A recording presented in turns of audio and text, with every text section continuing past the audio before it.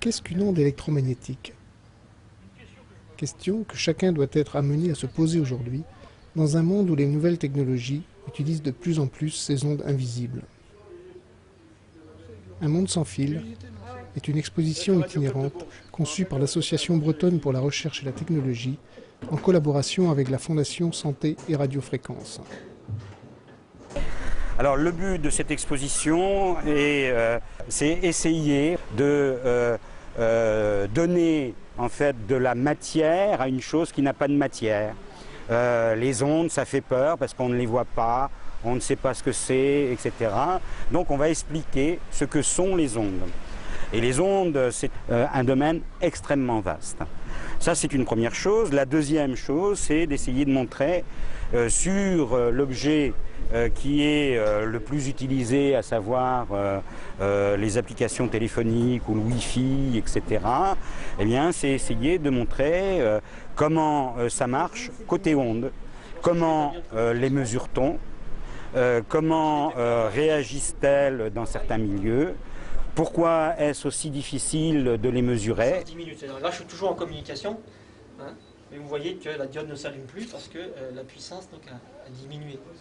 Elle est arrivée à un niveau donc, plus faible qu'au moment donc, de la communication. Depuis 200 ans, l'homme est exposé à des rayonnements électromagnétiques artificiels, mais cette exposition, au fil donc, du développement des technologies, elle s'est un petit peu accentuée parce que autrefois il n'y avait que les émissions donc, de radiodiffusion, de télédiffusion, de radar, hein, qui sont aussi assez anciennes.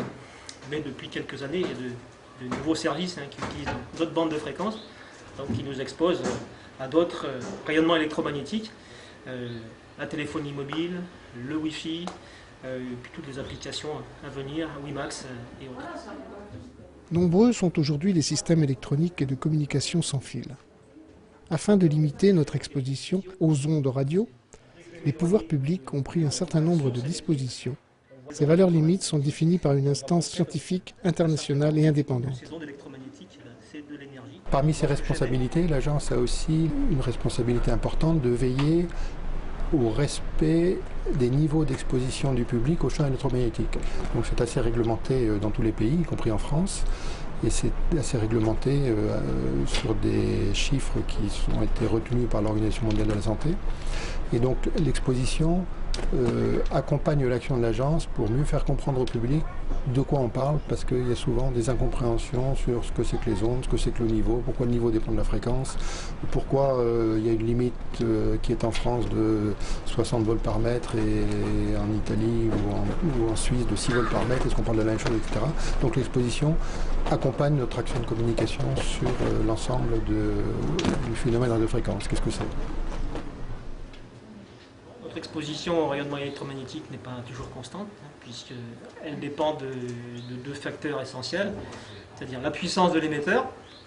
Plus un émetteur de radiofréquence est puissant, plus il va exposer les personnes dans son voisinage.